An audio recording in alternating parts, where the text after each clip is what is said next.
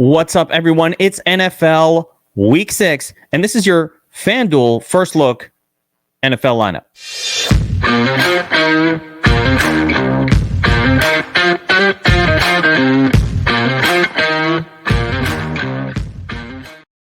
All right, what's up, everyone? Kevin Allen here from DFS Army, and we're taking a look at Fanduel NFL Week 6. This is our first look lineup. We're going to take a first look at the NFL salaries for the Week 6 main slate and just kind of slap a lineup together early week. Listen, we don't know all of the injury news. We don't know who the value plays that are going to pop up this week are. So, of course, lots will change over the course of the week, but I like to get a first sense right after the Week 5 slate ended, so we get an early week feel, and we'll lock this lineup in and see how it does at the end of the week.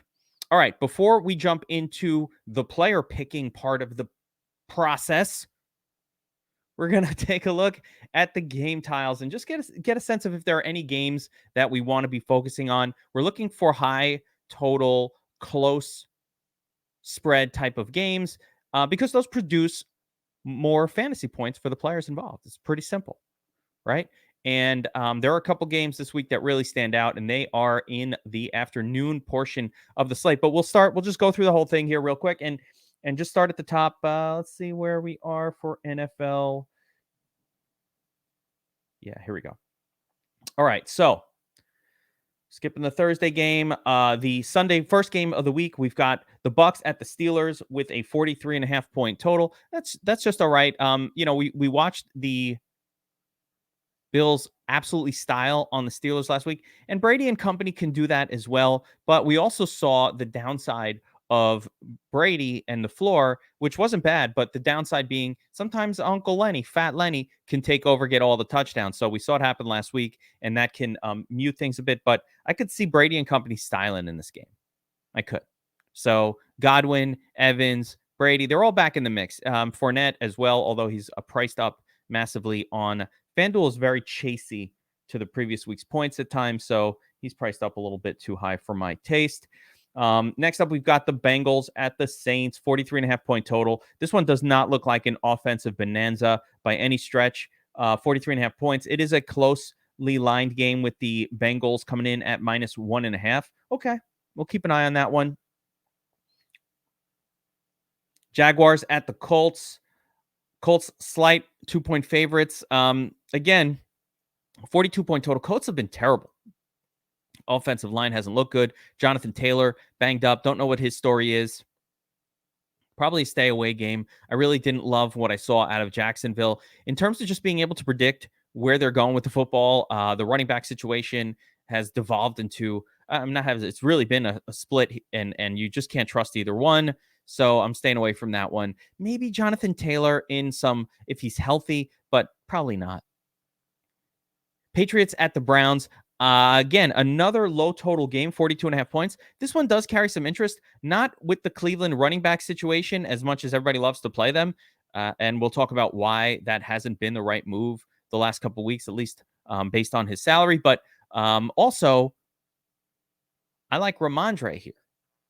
Ramondre may be taking over for Damian Harris as the full-time exclusive VIP back for the Patriots with that injury to Damian Harris. Love Ramondre. Love him in the spot. I think Cleveland is a good team to attack with running backs. Jets at the Packers.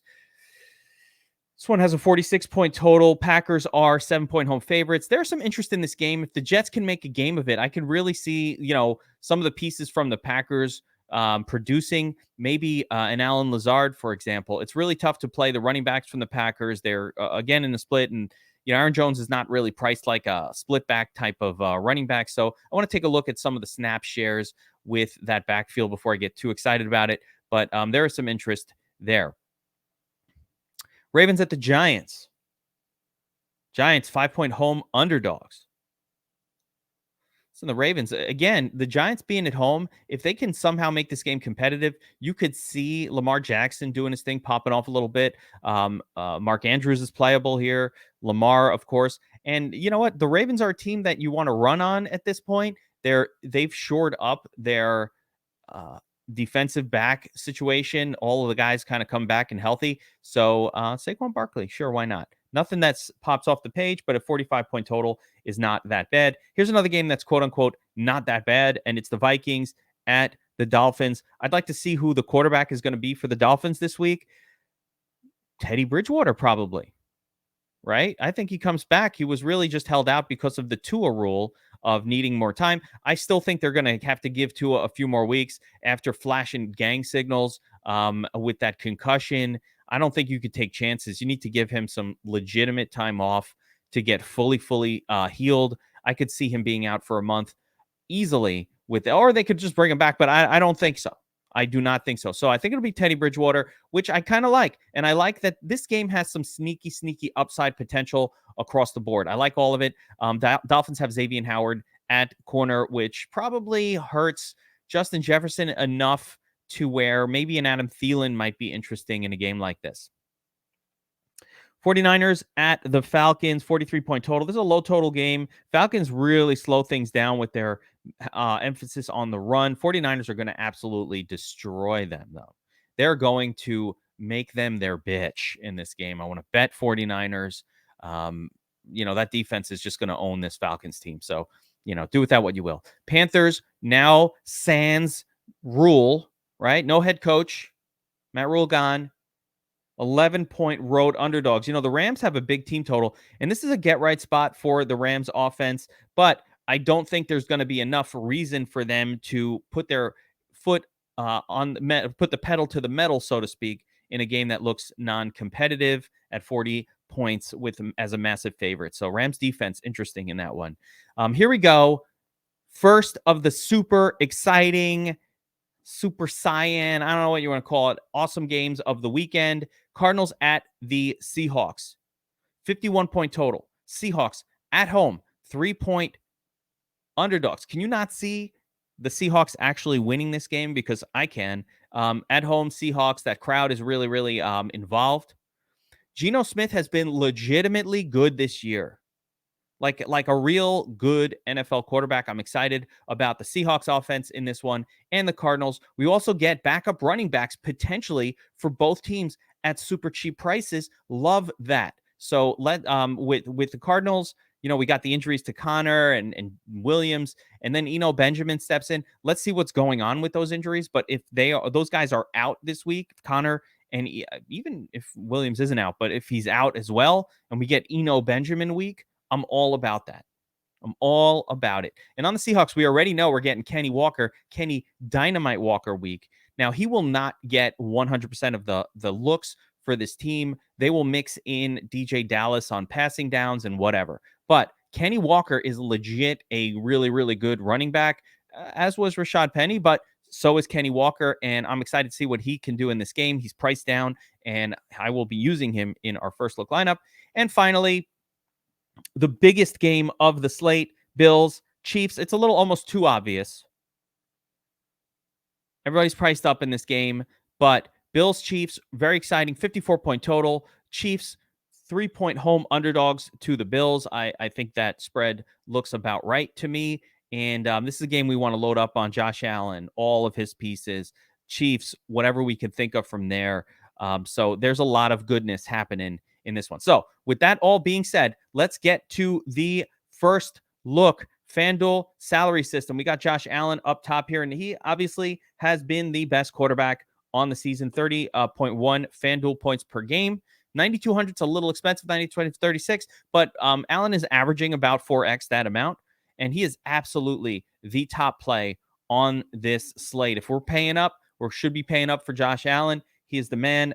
Again, it's at KC. A lot of scoring back and forth. Potential highest total of the slate. He is the favored quarterback. We only use favorite quarterbacks to try to win the Millies. So I love that spot. Looking down the rest of the QB situation this week on FanDuel, Lamar Jackson at 8,800 for playable there as an alternative to Josh Allen. Of course, Pat Mahomes is the flip side of the KC Buffalo game.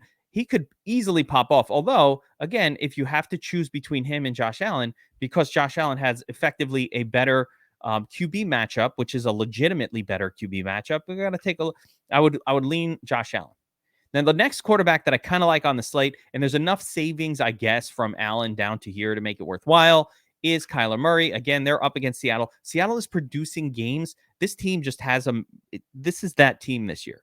They're producing these games that just score a lot because they can score. Their defense is horrible. And the combination just produces fantasy goodness. It is a glorious thing. And even Kyler Murray, the very, very flawed Kyler Murray, the hasn't been running nearly enough Kyler Murray,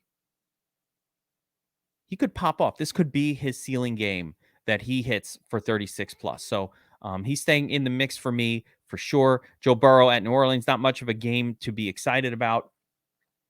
Cousins at Miami, again, I like that. Little tournament-y, but he's very easy to stack in that situation. I actually really kind of do like that one.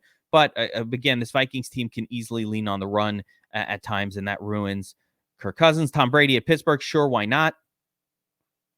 Go right back to him at 7,500. There's enough savings here. Cousins, Brady, and my favorite of the whole cheap group here, Geno Smith, 7,400. There's enough savings with these three that we can go down to this zone and effectively use one of these guys and score less, but still potentially be on track for the nuts. So I like Geno Smith as well. Again, it's part of that Arizona game. I don't like that he is an underdog, but I kind of think the numbers, but I like that he's at home. Home underdog has not been a great type of quarterback to play in tournaments. It rarely wins, but this is a spot where I'm going to make an exception. I will allow it because the defense, the matchup, everything, the home field, everything. I don't really think they should be an underdog. I think Geno Smith, based on what I saw, is underrated as a quarterback. And it's hard for me to say it as a Jets fan because I was very, very biased against him coming into the season. Very biased. Beyond that group, I don't see almost any quarterbacks that I'm interested in using this week at all, which is kind of fun. There's not. It's basically for me this entire slate. Those names I mentioned. It's Allen, Murray, Geno Smith, a little bit of maybe Cousins, a little bit of Brady, a little bit of Mahomes and Jackson. If we want to kind of mix it up in tournaments, but that's how I'm approaching it. I'm going to leave Josh Allen in here for now, but I'm going to allow for a swap over to Geno if we need the extra funds. Allow it. So looking at the running back position, and again, I just want to talk about Nick Chubb real quick. Last week I said, not to play Nick Chubb, right? And I got hate mail when he started having a good game. Right? It was like, oh, you suck. And this was more of a FanDuel thing, but he was 9K. I think he was 9,200 on FanDuel. It's more of a DraftKings thing, right? DraftKings, you need to 4x your salary. On FanDuel, you need to 3x your salary. He was 9K last week, meaning he was 9.2, meaning we need 27 to 20, about 28 fantasy points out of Nick Chubb in order to make FanDuel value at his salary level. Now, he got 25. Now, when I say make FanDuel value, I mean keep you on pace for a 150 point game, which can place in tournaments. In order to really win a tournament, we need to get closer to 4x, which is essentially would have been 36 fantasy points for Nick Chubb. Well, what did I say? I said, in order for this guy to reach tournament winning value, he needs to score 3 touchdowns in a single game because the salary was so high and because he doesn't get any bonus work in the passing game. It's just really difficult for him to get there. And we saw at 25.4 that even in a monster game with 134 yards and 2 touchdowns, he did not make tournament winning value. He was not he wouldn't have been in the nuts. Shouldn't have been in the nuts. So buyer beware. It's even worse this week. I'm not touching Barkley. I don't like the price point for Barkley either. I don't like Chubb. Christian McCaffrey in a horrible spot. Don't like that. Fournette priced up.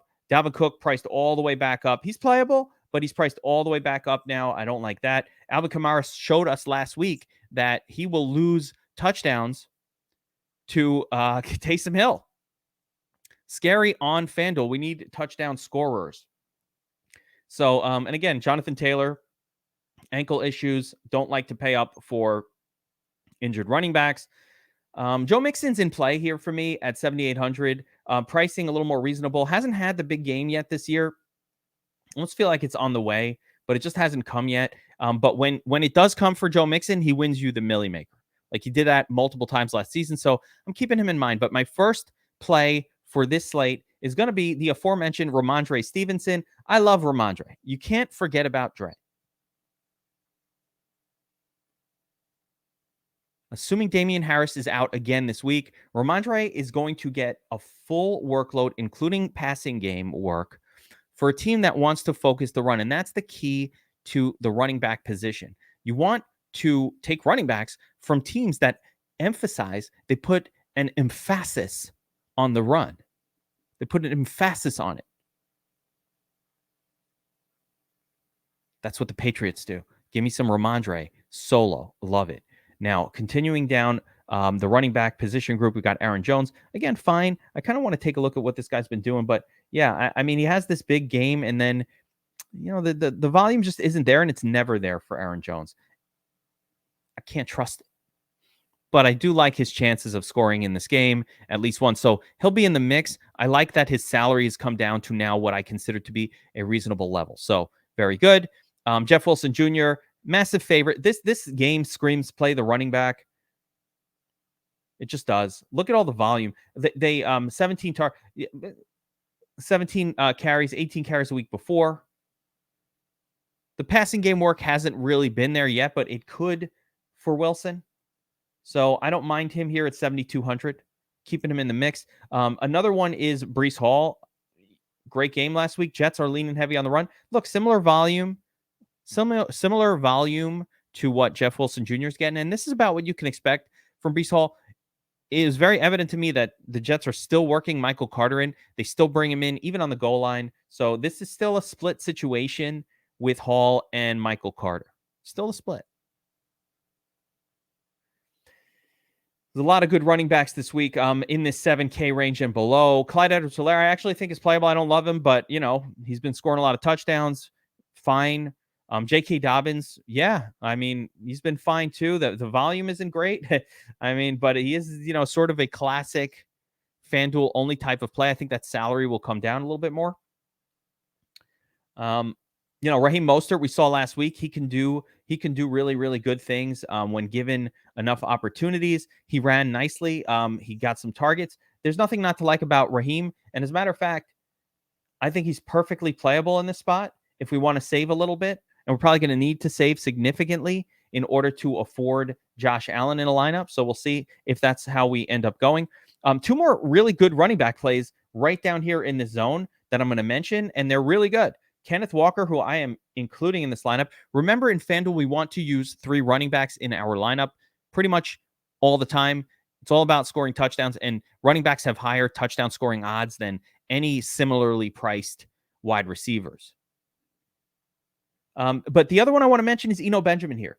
So we have Eno Benjamin is in the mix as well. If he starts, he will be in my lineup. So, I just don't know about the injury situations for Eno, but I have no problem with him. I would replace like a Mostert with an Eno. I'm going to leave Mostert in there for now. I don't know why, because I don't know about Eno, and this lineup is early in the week. But I want to mention him. It's really important. So we've got 1, 2, 3, 4, 5, 6 running backs this week, all $7,500 to $6K on FanDuel. And that's where I'm going to focus my FanDuel energies. I like those cheaper running backs that have big workloads rather than paying up, 9.5K for running backs that can never return value against their salaries. All right, let's take a look before we go to tight end and wide receiver. We're going to take a look at defense and just plot one in here that we feel okay about. That's cheap. I want to stick to some of the cheaper defenses on the slate and see if anything stands out as something that's playable. And, I like going with the cheapest, but San Francisco's going to beat the snot out of the Falcons this week. And I don't want to be there for it, getting a minus with my defense choice. I don't hate Seattle against Arizona because Arizona's so goofy with how their offense is right now. And I don't mind it for 3,100 if I need to pay down the cheapest. But there is a defense here that I kind of think might not even be horrible, and that's the Bengals here up against New Orleans. New Orleans been really turnover prone offensively, so I'm going to go with the Bengals at 3,600. And again, keeping in mind that we've got the pay down option to Seattle. I don't love it, but we have that pay down option if we absolutely need to squeeze another 500 in salary. One cool thing about FanDuel is usually you can get away with not having like extreme salary savings. You can get good players in just by doing normal things. So let's see. All right. So tight end this week is really interesting because we got a tale of two sort of just like every week. We have your elite tight ends, then you have your cheapies, then you have this weird Taysom Hill situation. What are you doing here? It doesn't make any sense, but he does not belong. I get it. He had a good week last week, but that is not enough of a reason to price him all the way up here. I really love Andrews or Kelsey. I'd like to try to squeeze one of them in my lineup. Kelsey is part of a game that I want a piece of this week. So let's see if we can make this work with Kelsey. What I've noticed, though, in building this week is basically it's a choice between luxury quarterback or luxury tight end. Kelsey is a luxury tight end. So when you put him in the lineup with Josh Allen, it makes the lineup just too balanced. He's just not well balanced. 6K left for 3 wide receivers. So we end up having to go with 3 really kind of mediocre wide receivers. There are some here that I like, and we can talk about those guys, but that's what we need to do. And I'm going to, you know what? I'll do both. So here's a version of a lineup where we're take the luxury tight end, right? In this scenario, we're forced to pay down at the wide receiver position. Now, this is a tricky situation because I've got Josh Allen at the helm, and I really do want to get a little bit of correlation around his game. So I think a couple of ways we can go. We could go Valdez-Scantling if we want to get more correlation to that Allen game with Kelsey-Scantling. And only 6,300 left, though. We really won't. We're going to have to go with like a Khalil Shakir type player. And I don't even know. 5,400. Yeah, there we go. So assuming Shakir is playing this week, then we could go Shakir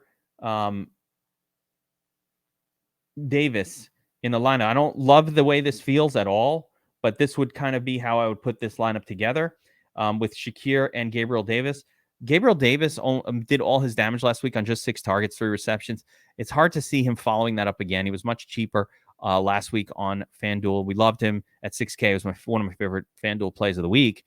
And now it's 6,900 coming off that game. It's a little trickier, but yeah, I don't have a problem with this. The only thing is it's early in the week, and I don't actually know if Shakir's going to start, if Isaiah McKenzie's going to come back, and that would ruin this lineup. And I don't want to put it in and ruin it. So because it's early week, what I'm going to do is switch it around.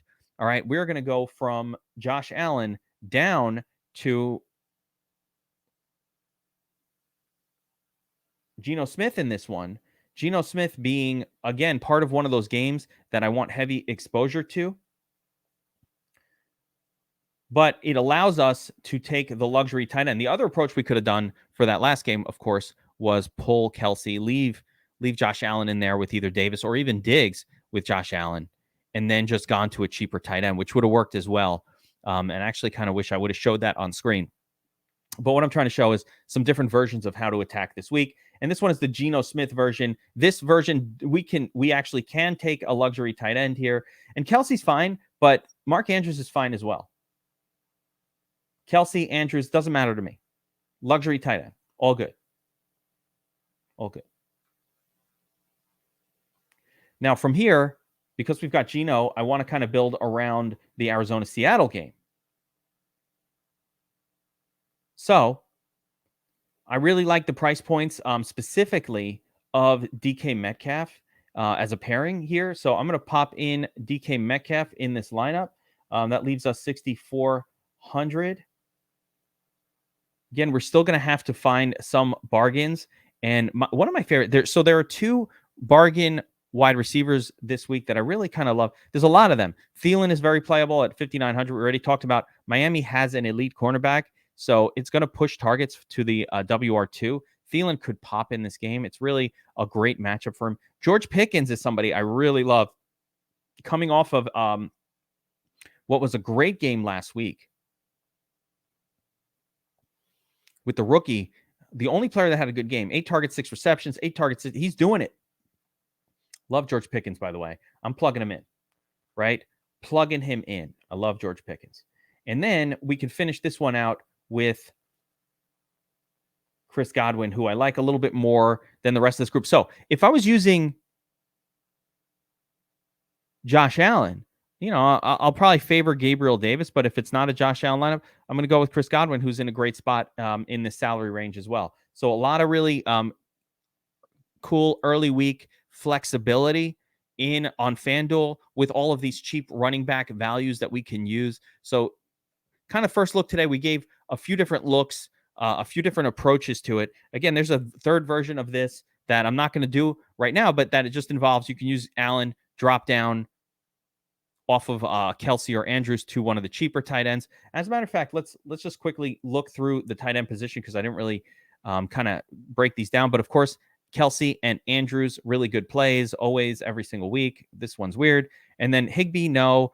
Ertz, yes. Ertz is that guy, right? David Njoku, yes. Ertz is, though, that guy that fits really nicely with this Arizona-Seattle game. And if we plug in Ertz in here, now we don't need a punt play at wide receiver. And I love this punt play, though, but we don't need it. We can actually kind of pay up for Marquise Brown, which gives us really, really nice correlation across this particular game where we've got Brown, we've got Ertz, we've got DK Metcalf and Geno. So you've got a really nice, and Walker. Actually, I love this one the best. So this is going to be the one I put in because of all of the correlation involved in this lineup. We'll put that one in there. And that is going to be it. That's our FanDuel first look, NFL Week 6. Guys, you got a lot of different angles in this one, but make sure you've liked, subscribed to the channel because we got a lot more coming. We've been taking down showdowns basically nonstop. It's crazy. And we do the showdown breakdowns for the Thursday night contest right here on the DFS Army channel, public. So everybody in front of the paywall, you could all check it out. Make sure you're subscribed to the channel for that. You want those incredible breakdowns. And of course, we have tournament tactics on Fridays. Everybody loves tournament tactics where we bring the whole GOAT crew out to talk about ways of attacking tournaments in NFL Week 6. So stick around. Good luck this week, everybody. I will see you on top of the leaderboards. Deuces.